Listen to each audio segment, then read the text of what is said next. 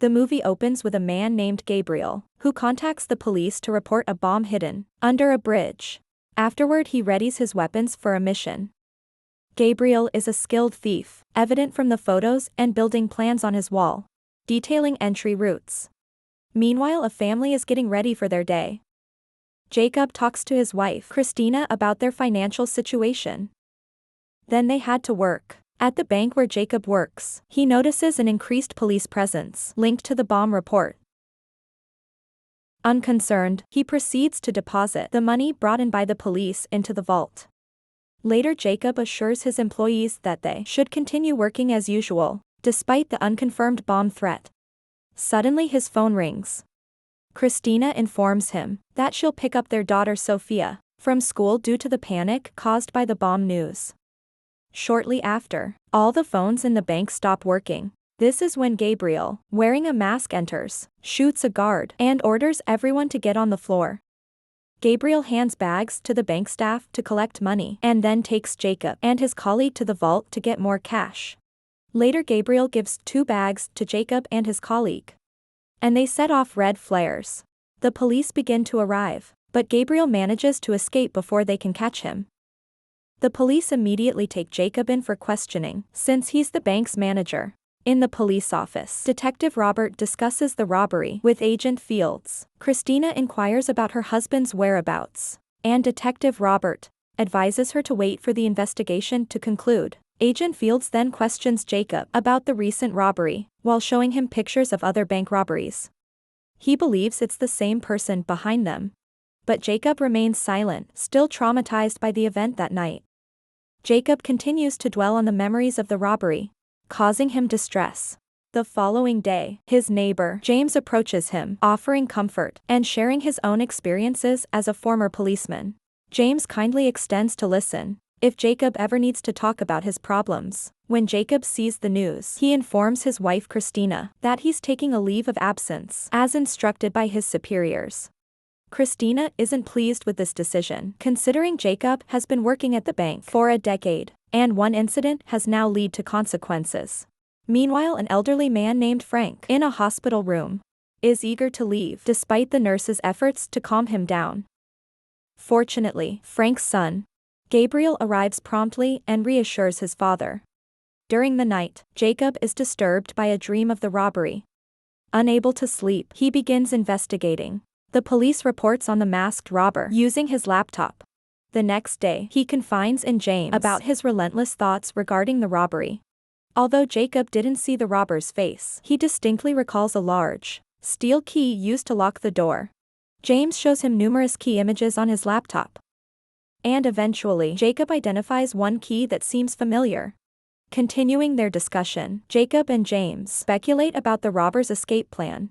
After some analysis, they discover a faint resemblance to the robber's face in a photograph. James encourages Jacob to clear his name, but Jacob chuckles, thinking about catching the robber on his own seems like a long shot. Back at home, Jacob continues examining documents related to the robbery. Christina reminds him to maintain some distance from Sophia. While he's busy, Sophie's illness suddenly worsens. Thankfully, Christina promptly administers an injection, and Sophie's breathing stabilizes. Meanwhile, Gabriel manages to hack a password to unlock a small safe, retrieving a signal disruptor. Shifting focus to James, he believes the robber has likely escaped far away. But Jacob is convinced the robber will return because his motive is money, not jewelry. At headquarters, Gabriel is seen practicing his shooting skills while trying to crack a cell phone hacking device. Meanwhile, Jacob and James are working together to identify the location of the next robbery. Jacob decides to investigate various suspicious locations and is given a radio by James for communication. While checking places, Jacob notices someone opening a rolling door in an abandoned building. His suspicions rise, so he enters the building and realizes that the person is Gabriel the robber.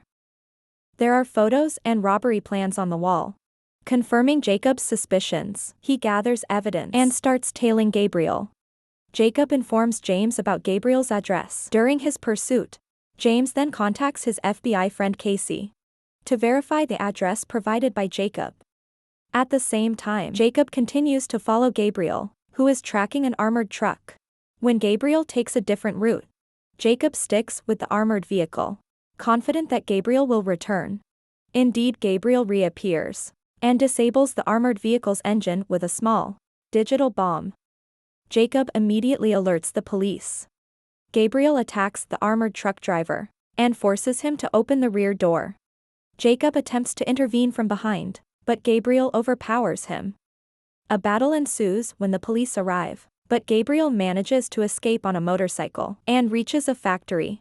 There he creates chaos as a distraction to escape in a car. In his haste, Gabriel drops the stolen money in the parking lot. The police secure the crime scene for investigation while Gabriel destroys evidence like bank photos to cover his tracks. At the hospital, Detective Robert delivered news to Frank about his burned-down factory, but Frank wasn't concerned, trusting his subordinates to handle it. Meanwhile, Jacob stashed a bag of money in the yard storage area before joining his family for dinner, sharing stories with them. Later that night, Gabriel went to the scene to search for the dropped money but couldn't locate it. Meanwhile, Fields questioned a patient named Johnson, but Gabriel suddenly appeared, shooting Fields dead. Threatening Johnson with a weapon, Gabriel demanded to know who had been following him. Panicking, Johnson contacted Jacob, claiming he would give a statement to the FBI the next day. However, Gabriel shot him. After the call, when Jacob arrived at the hospital, Gabriel contacted him and threatened the safety of Christina and Sophia.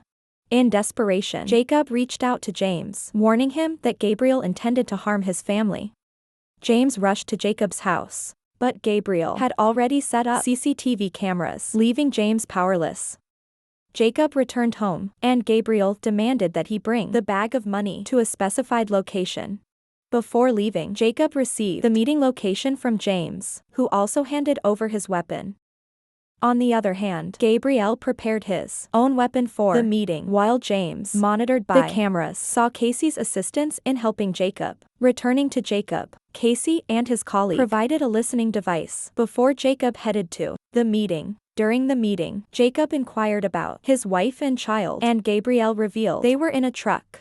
Without hesitation, Casey and his colleague rushed towards the truck to rescue Christina and Sophia. As Gabriel opened his bag, a bomb exploded, prompting him to fire back. Jacob managed to evade the blast and return fire. The exchange of gunfire involved 2 police officers. Meanwhile, Casey and his colleague successfully rescued Christina and Sophia. James arrived shortly thereafter, prioritizing Sophia's deteriorating condition, and James searched for Jacob as they lost contact.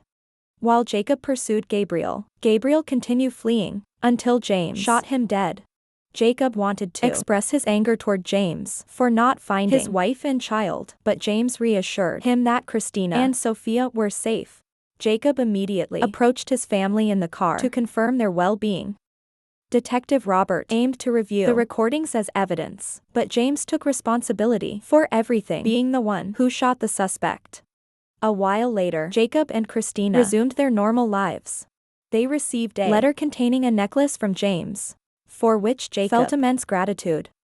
Jacob attended a meeting with the police, now working as a policeman thanks to James's help. Moral lesson from the story: when hunting down bad guys and uncovering mysteries, the strength of your friendship that saves the day. And if a robber drops money in a parking lot, well, let's just say that's his contribution to the local economy.